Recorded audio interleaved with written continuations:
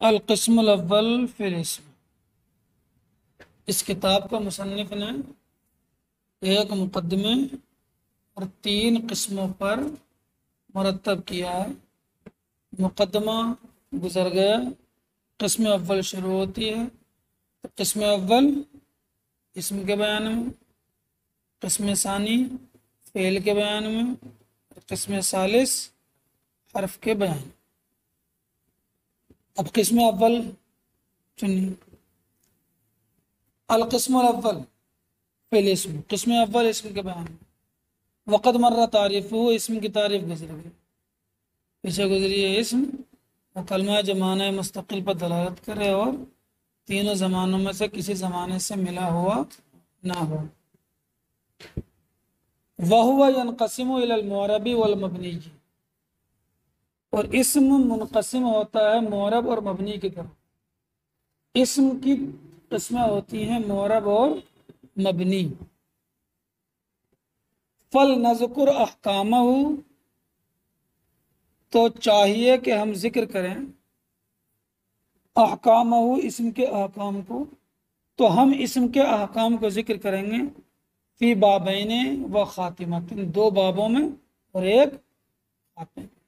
باب اول اسم معرب کے بیان میں ہوگا، باب ثانی اسم مبنی کے بیان میں ہوگا۔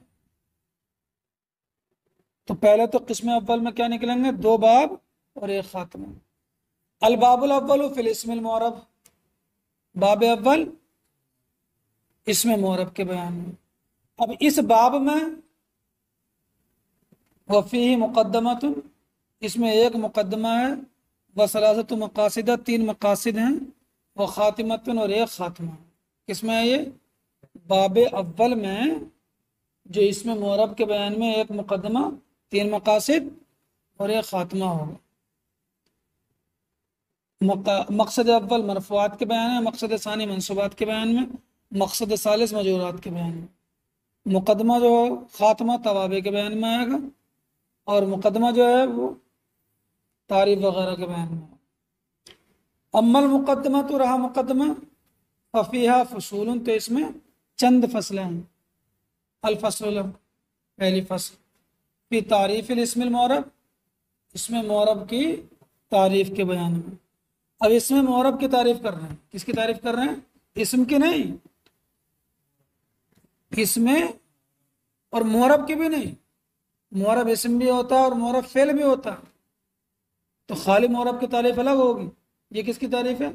اسم معرب کی تعریف۔ کس کی؟ تو اسم معرب کی تعریف میں 2 چیزیں ہیں، جب وہ 2 چیزیں پائے جائیں گی تو اسم معرب ہوگا۔ دونوں میں سے اگر ایک چیز بھی نہیں ہے تو معرب اسم معرب نہیں ہوتا۔ بات سمجھ میں آ گئی کہ نہیں؟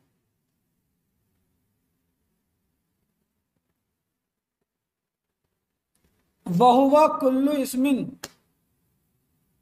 اسم معرب ہر وہ اسم ہے رکب مع غیرہ، کہ جس کو اس کے غیر کے ساتھ مرکب کر دیا گیا ہو۔ رکبہ کو بناتے ہیں جوڑ دینا، جس کو اس کے غیر کے ساتھ جوڑ دیا گیا ہو، ملا دیا گیا ہو، مرکب کر دیا گیا ہو۔ تو جو اپنے غیر کے ساتھ جڑا ہوا نہیں ہے، جو اپنے غیر کے ساتھ مرکب نہیں ہے، وہ معرب نہیں ہے۔ زید تنہا معرب نہیں ہے۔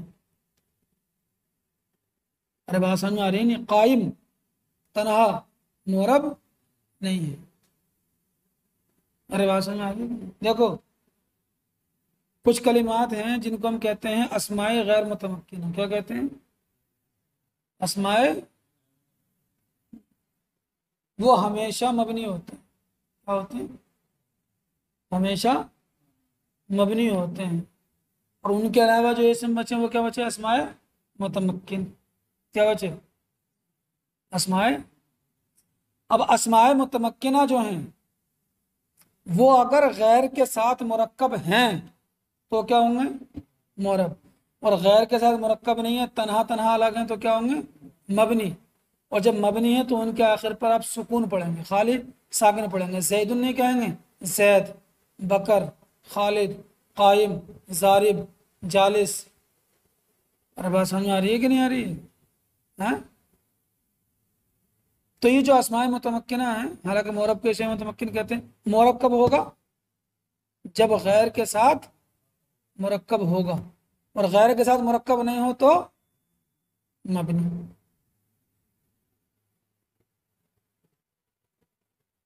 ابھی خالی غیر کے ساتھ مرکب ہو، ابھی پوری بات نہیں ہوئی ہے معرب کی۔ پہلی بات کیا ہے کہ غیر کے ساتھ مرکب ہو، اور دوسری بات یہ ہے کہ مبنی اصل کے مشابہ نہ ہو۔ کیا ہے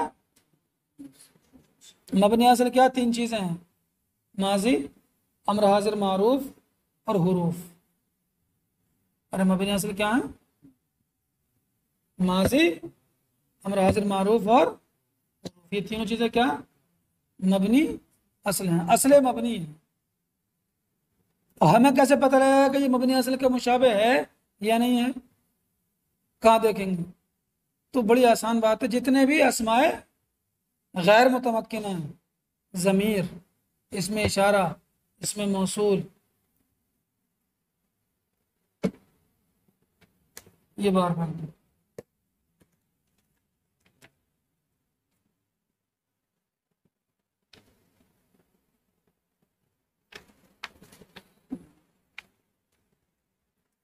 بات سمجھ میں آ گئی کہ نہیں؟ جتنے بھی اسماء غیر متمکنہ ہیں، ضمیر، اسم اشارہ، اسم موصول، اسم اسباب، اسماء افعال، بعض ظروف، وہ سب کیا ہیں؟ تو وہی مبنی اصل کے مشابہ ہیں۔ تو ہمیں یہ دیکھنے کے لیے کہ یہ مبنی اصل کے مشابہ ہے یا نہیں ہے، کیا دیکھنا ہے کہ یہ اسماء متمکنہ میں سے تو نہیں ہے۔ ارے بات سمجھ میں آ گئی نہیں؟ اگر اسماء متمکنہ میں سے ہے تو کیا ہو جائے گا؟ مبنی اصل کے مشابہ ہو جائے گا۔ سمجھ میں آ رہی بات نہیں؟ اور اسماء غیر متمکنہ میں سے نہیں ہے تو مبنی اصل کا مشابہ نہیں ہے، ان میں سے ہے تو مبنی اصل کا مشابہ ہے۔ تو معرب کے لیے دو چیزوں کا ہونا ضروری ہے۔ کیا ہونا ضروری ہے؟ نمبر ایک، غیر کے ساتھ ملا ہوا ہو اور ساتھ میں مبنی اصل کے مشابہ نہ ہو۔ اب ہم نے خالی زید بولا، زید معرب نہیں ہے۔ کیوں نہیں ہے معرب؟ کیونکہ مبنی وہ غیر کے ساتھ مرکب نہیں ہے۔ ہم نے بولا قام ہاؤلائی، تو ہاؤلائی اسم ہے، قام تو چلو فعل ہے، اس کی تو بات ہی نہیں ہو رہی، بات اس میں معرب کی ہو رہی ہے۔ تو ہاؤلائی اسم ہے، غیر کے ساتھ مرکب ہے، لیکن معرب نہیں ہوگا۔ کیوں؟ کیونکہ یہ مبنی اصل کے مشابہ ہے، کیونکہ یہ اسم اشارہ ہے، اسماء غیر متمکنہ میں سے ہو گیا تو مبنی اصل کا مشابہ ہے۔ ہاں قامہ زیدن جب کہیں گے تو قامہ زیدن میں جو زید ہے یہ معرب ہو گیا، کیونکہ یہ مبنی اصل کے مشابہ بھی نہیں ہے اور قامہ کے ساتھ مرکب بھی ہے۔ تو معرب ہونے کے لیے کتنی چیزوں کی ضرورت ہے؟ دو کی، غیر کے ساتھ مرکب ہو اور مبنی اصل کے مشابہ نہ ہو۔ اب کوئی کہے کہ صاحب اس میں معرب کی مثال کیا ہے، تو ہم یہ نہیں کہیں گے کہ زید، نہیں، ہم کہیں گے قامہ زیدن میں زید۔ تو خالی زید تو معرب ہو گئی نہیں؟ ارے بات سمجھ میں آ رہی ہے نہیں؟ معرب کی مثال کیا؟ تو یہ نہیں کہیں گے کہ معرب کی مثال زیدن ہے، معرب کی مثال قامہ زیدن میں زید کیا ہے؟ تو بہت سی والے لی تھی انہوں نے، کیا ہے؟ قامہ زیدن میں زید، بات سمجھ گئے؟ زید، قامہ زیدن میں زید، خالی زید تو مرکب ہے نہیں ہے تو معرب نہیں ہوگا۔ چلیے وہی کہتے ہیں فصل فی تعریف الاسم المعرب، اسم معرب کی تعریف کے بیان میں۔ وہو کل اسم، اور اسم معرب ہر وہ اسم ہے رکب مع غیرہ، جس کو اس کے غیر کے ساتھ مرکب کر دیا گیا ہو، ولا یشبہ مبنی الاصلی، اور اصل مبنی کے مشابہ نہ ہو۔ اصل مبنی کیا ہے؟ تین چیزیں ہیں، ماضی، امر حاضر معروف اور جملہ حروف۔ ہمیں کیسے پتہ رہے گا کہ یہ اصل مبنی کے مشابہ ہے کہ نہیں ہے؟ تو آسان بات یہ ہے کہ جتنے بھی اسماء غیر متمکنہ ہیں وہ سب کیا ہیں؟ مبنی اصل کے مشابہ ہیں۔ تو ہمیں یہ پہچان کرنے کے لیے یہ دیکھنا ہے کہ اگر اسماء غیر متمکنہ میں سے ہے تو اصل مبنی کے مشابہ ہوگا، نہیں ہے تو نہیں ہوگا۔ آنی الحرف والامر الحاضرہ والماضیہ، میری مراد ہے مبنی اصل سے، اب اردو میں کیا کہیں گے، یعنی حرف امر حاضر معروف اور ماضی کے مشابہ نہ ہو، جیسے کہ زید فی قام زید، زید قام زید میں زید، یہ ہے مثال۔ لا زید وحدہ، تنہا زید نہیں، کیوں؟ لعدم الترکیب، مرکب نہ ہونے کی وجہ سے۔ ولا ہاؤلائی فی قام ہاؤلائی، اور نہ ہی ہاؤلائی قام ہاؤلائی میں، کیوں؟ لوجود الشبہ، مشابہت پائی جانے کی وجہ سے، یہ مبنی اصل کے مشابہ ہو گئے۔ وہ یسمى متمکنا، اور اس میں معرب کا نام اس میں متمکن بھی رکھا جاتا ہے۔ بات سمجھ میں آئے کہ نہیں؟ تو اس کا مطلب یہ ہوا ہے کچھ اسم تو وہ ہوتے ہیں کہ جو ہمیشہ مبنی ہوتے ہیں، جن کو اسماء غیر متمکنہ کہتے ہیں، اور کچھ اسم وہ ہوتے ہیں جو اپنے غیر کے ساتھ مرکب ہوں تو معرب، اور غیر کے ساتھ مرکب نہ ہوں تو مبنی ہوں گے سکون پر، یعنی ان کے آخر میں ساکن پڑھا جائے گا۔ بات سمجھ میں آ رہی ہے کہ نہیں؟ تو ایسے اسما کہ جو غیر کے ساتھ مرکب ہوں گے تو معرب ہوں گے، ورنہ سکون مبنی کہتے ہیں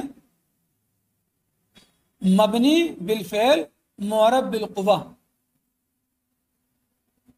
یعنی بالفعل تو مبنی ہے، غیر کے ساتھ مرکب نہیں ہے تو، لیکن طاقت رکھتے ہیں معرب ہونے کی، غیر کے ساتھ مرکب ہو جائیں گے تو، اور جب غیر کے ساتھ مرکب ہوں گے تو اس وقت معرب بالفعل ہوں گے۔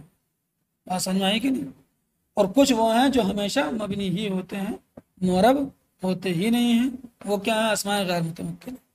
فصل، اب اسے معرب کی تعریف ہو گئی۔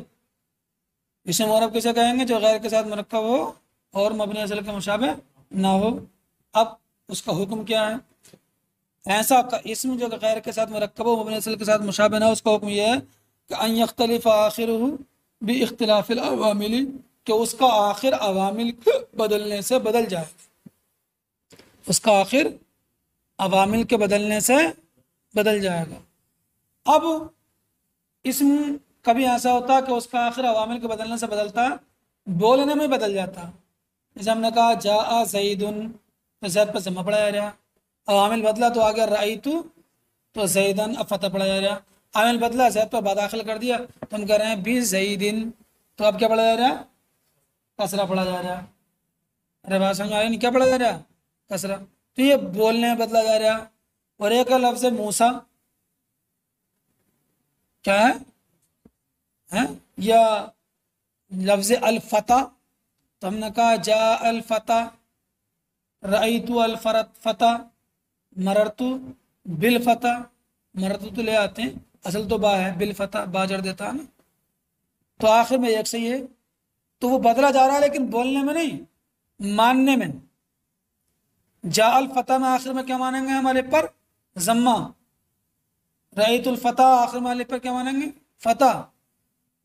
اور بالفتح میں آخر میں کیا مانیں گے؟ الف پر کسرہ۔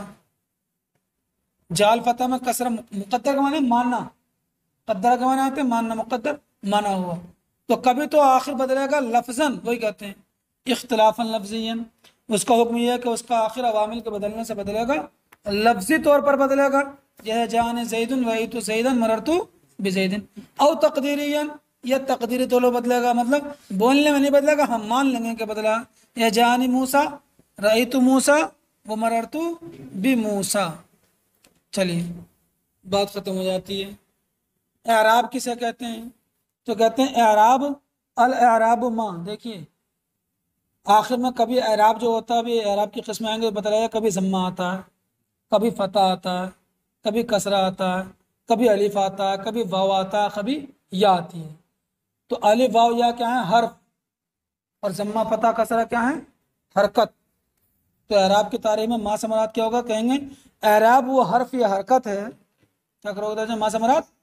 حرف یا حرکت، یعنی کہو گے اعراب وہ ہے، کیا کہو گے؟ اعراب وہ حرف یا حرکت ہے کہ جس کے ذریعے سے یختلف آخر المعرب، معرب کا آخر بدل جاتا ہے، کہ ضمت جیسے کہ ضمہ، والفتحتی اور جو فتح اور کسرہ، واو الف یا۔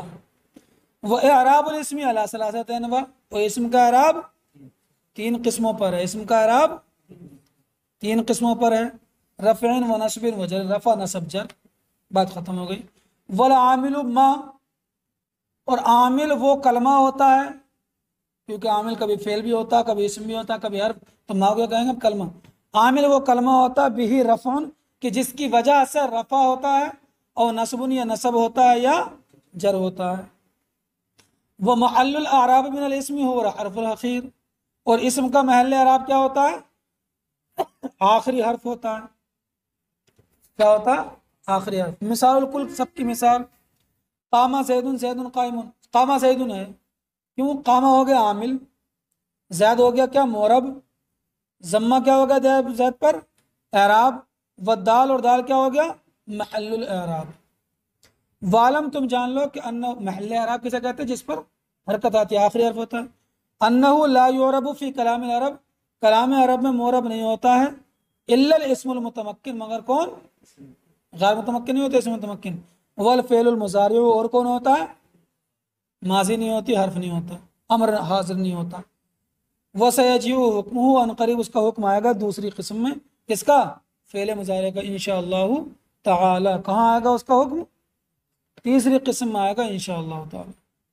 دوسری قسم میں، تیسری